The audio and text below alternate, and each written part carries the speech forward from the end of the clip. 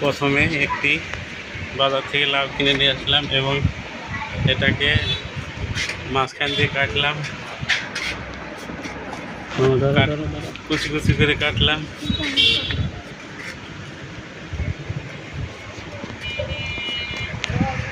কাটা শেষের মধ্যে এটাকে পানি দিয়ে ধুয়ে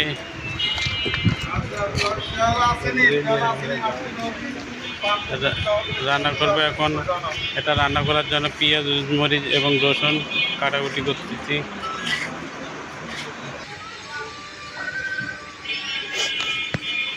লাউয়ের মধ্যে একটু ডাল দিব, ডাল থেকে একটু ধুয়ে নিলাম।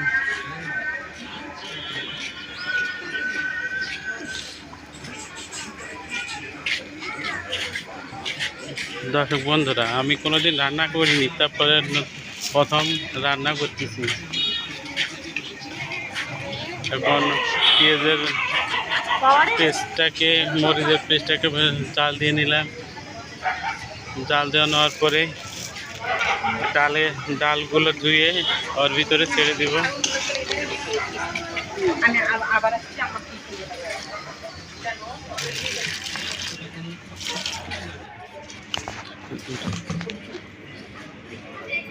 এবং লাউ রান্না করার পরে এর ভিতরে ডিম ভেজে দিয়ে দেবো। তার জন্য তার প্রক্রিয়া করতেছি, জানি না কেমন হবে, আপনারা কমেন্ট বক্সে লিখে দিন।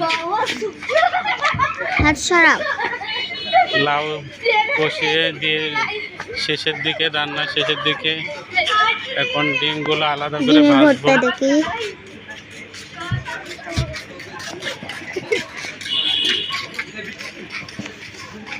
আমি অফিস থেকে বের হয়ে জামা কাপড় খুলে গামছা পরে রান্না করতেছি এবং রান্না শেষ করে গোসল দেব। ডিম ভাজা শেষ, রান্নাও শেষ।